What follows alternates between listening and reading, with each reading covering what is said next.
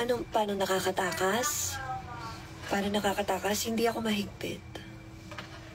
So, kapag ang asawa ko nagpapaalam na lalabas, sasama sa mga barkada, iinom, magra-rides, lagi ko yun pinapayagan. Hindi ako mahigpit.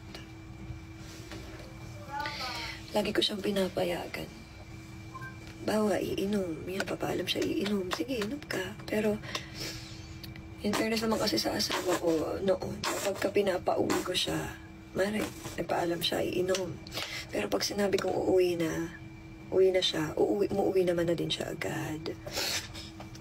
Kaya nga nung may biglang nag-change sa behavior niya, like, halimbawa, papauwiin ko, tapos sasabihin niya, 1 hour pa, ganyan, o kaya may inuubos lang, ganyan. Eh, dati hindi naman siya ganon. Tapos, hindi din siya mabarkada, gaano, kumbaga, mayroon lang siyang certain circle, pero napapadalas na yung labas niya, lately, ganyan, napapadalas na yung inom, napapadalas na yung tambay sa ganito, tambay sa ganyan.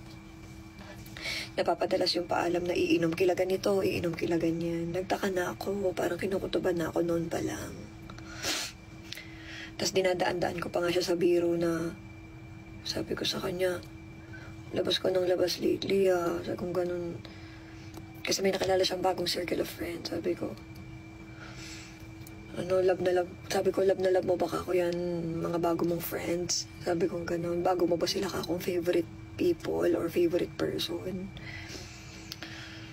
Baka ako mamaya, meron ka ng pinagkakainteresan dyan kaya sama ka na ng sama sa kanila, sabi ko.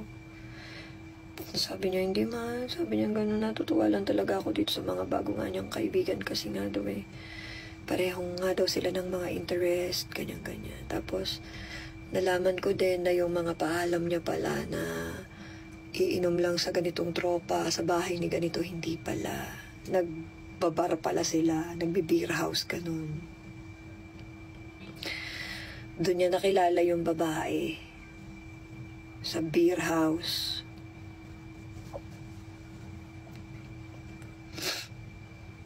Tapos yun na.